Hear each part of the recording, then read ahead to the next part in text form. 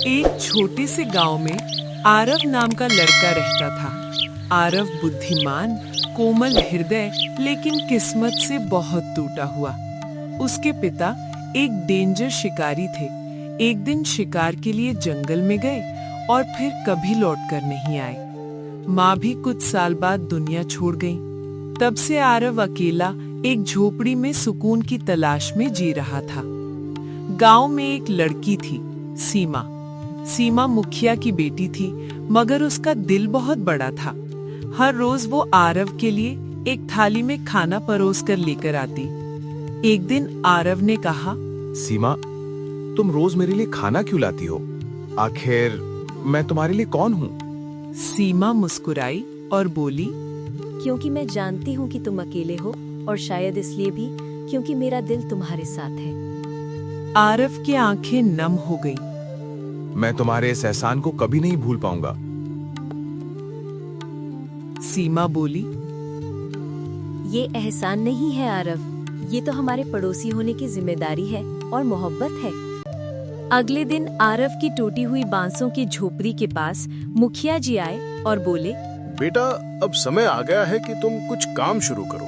पास वाले जंगल में अब खतरा नहीं रहा, वहाँ लकड़ियाँ काट कर बेच सकते हो। आरव ने हाँ में सिर हिलाया और कहा, मैं यही करूंगा मुखिया जी। अब समय है कि मैं अपनी जिंदगी खुद संभालूं। अगली सुबह वो कुल्हाड़ी लेकर जंगल की ओर चल पड़ा। जंगल शांत था, बस हवा में पत्तों की सरसराहट थी। वो एक बड़े पेड़ के नीचे रुका ही था कि अचानक ऊपर से किसी चीज की परछाई उस पर पड़ी। उसने सिर उठाया तो देखा एक बड़ा सा बाज उसकी तरफ देख रहा था। आरव भी उसकी तरफ देखता रहा। देखते ही देखते बाज पेड़ से उड़कर उसके पास आ गया। अचानक वो बाज इंसानी आवाज में बोला, मैं तुम्हारे पिता को जानता हूँ आरव। अरे, तुम तो बोल भी सकते हो। आरव चौंक गया। बाज कुछ देर सोचता रहा, फिर बोला, तुम्हारे पिता ने मुझे बरसों पहले एक जादुई बंदिश से आजाद किया था, और अब तुम्हें वही करना होगा जो उन्होंने अधूरा छोड़ा था। आरव का डर बढ़ने लगा। उसने हिम्मत जुटाई और कहा, तुम तो बोल भी सकते हो। बाज, तुम कहना क्या चाहते हो? बाज बोला, तुम्हारे पिता को गांव के मुखिया ने धोखा दिया था। वो उस समय जंगल के खजाने का रक्षक था, लेकिन मुखिया ने लालच में आकर उसे गायब करा दिया। अगर तुम चाहो तो आज अपने पिता की सच्चाई जान सकते हो। बस मुझे इस जादुई पेड़ की कैद से मुक्त करो दो। आरव के दिल में तूफान मच गया। उसे याद आया, जब भी वो अपने पिता के बारे में पूछता, मुखिया बात टाल देता था। अब उसे सब समझ आने लगा। वो साहस जुटाकर पेड़ के चारों ओर घूमने लगा। हर चक्कर के साथ पेड़ से हल्की रोशनी निकलने लगी। तीसरे चक्कर में उसने पूरी ताकत से पिता, पिता, और उसी पल पेड़ से सुनहरी चमक निकली।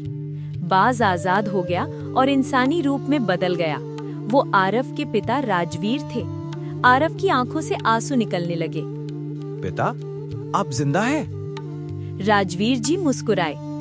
तभी हाँ बेटा, तुम्हारे प्यार और हिम्मत ने मुझे आजाद किया। वो लालची मुखिया ही मेरी कैद का कारण था।